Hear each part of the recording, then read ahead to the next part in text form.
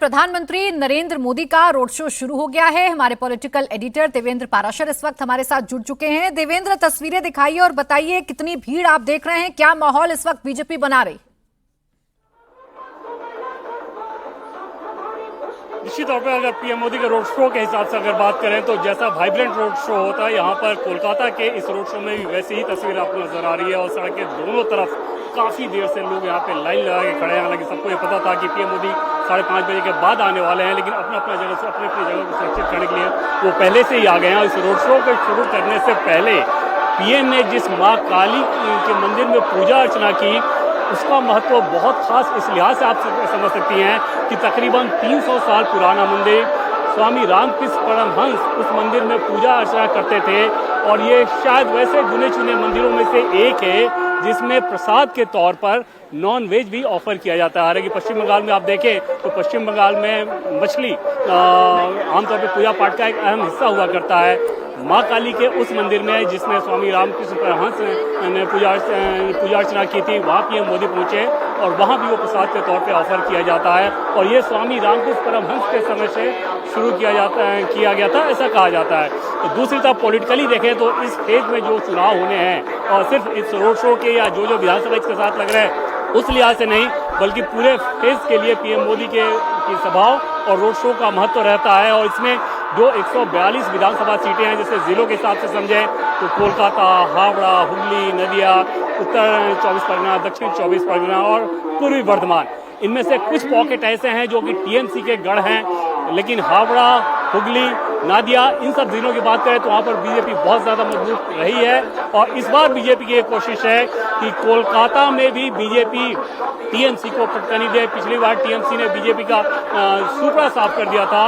इस बार बीजेपी की कोशिश है कि पलटवार करने की और उस लिहाज से अपने सबसे बड़े चेहरे प्रधानमंत्री नरेंद्र मोदी के ताबड़तोड़ कार्यक्रम करवा रही है बीजेपी और उसी के तहत अब ये रोड शो शुरू हुआ है पीएम मोदी का, जो तकरीबन 2 से 2.5 किलोमीटर लंबा रोड शो होगा। सड़क के दोनों तरफ आप देखें तो लगातार काफी देर से लोग खड़े हैं, जैसे कि पहले मैंने बताया। और जिनसे भी बात करो वो इस बात को जरूर कह रहे हैं कि वो पीएम मोदी की एक झलक देखना चाहते हैं और 2-3 नैरेटिव बहुत ज्यादा चल रहा है इस बार के इलेक्शन के इस फेज के लिहाज से बात करें तो ऐसा लग रहा है कि उन्हीं के इर्द गिर्द अगले चरण की वोटिंग और परिणाम निर्भर करेगा उन नैरेटिव के इर्द गिर्द ही। जी बिल्कुल, देखिए तस्वीरें हम लगातार देख रहे हैं। प्रधानमंत्री नरेंद्र मोदी हैं, महिलाओं का भी हुजूम है और साथ ही साथ सड़क के दोनों तरफ इस वक्त बीजेपी के समर्थक हैं, बंगाल के आम लोग हैं जो प्रधानमंत्री नरेंद्र मोदी को देखने आए हैं। सबके हाथ में मोबाइल फोन भी आपको नजर आ रहे होंगे। इस बार बीजेपी की कोशिश ये है कि ममता के गढ़ में चुनौती दी जाए, वो ममता का गढ़ जहां टीएमसी को हराना बड़ा मुश्किल रहता है।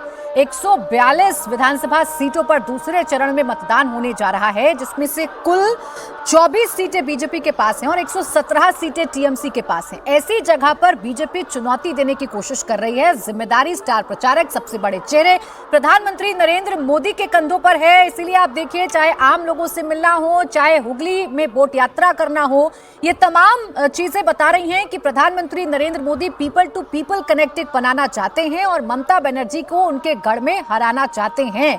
इसी तरीके के बयान बीजेपी की तरफ से आ रहे हैं। बड़े एग्रेसिवली चुनाव प्रचार किए जा रहे हैं और तस्वीरें आप देखिए, कोलकाता में 2 से 2.5 किलोमीटर लंबा प्रधानमंत्री नरेंद्र मोदी का ये रोड शो इस वक्त चल रहा है, जिसमें भारी भीड़ देखने को मिल रही है। बीजेपी को इस बार लग रहा है कि चुनावों में ममता बनर्जी फंस गई है, ममता बनर्जी मुश्किल में है।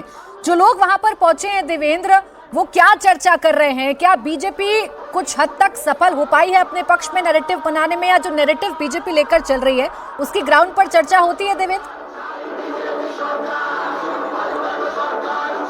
देखिए, आपको हैरानी होगी ये बात जानकर, और पूरे देश में अलग अलग राज्यों में जब इलेक्शन होते हैं हमने सब जगह कवर किया है।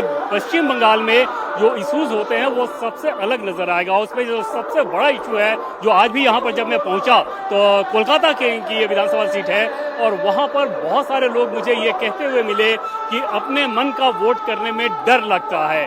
फिर जब मैंने पूछा कि क्या इस बार भी वो डर वैसे ही कायम है जैसा कि पहले हुआ करता था, तो उनका ये कहना था कि काफी कम हुआ है, लेकिन एक डर है और इस तरह की धमकी, इस तरह की चेतावनी हमें मिलती है कि अगर आपने बीजेपी को वोट किया तो 4 मई के बाद हम लोग अगर सरकार में आए तो फिर समझिए आप लोग के साथ क्या होगा।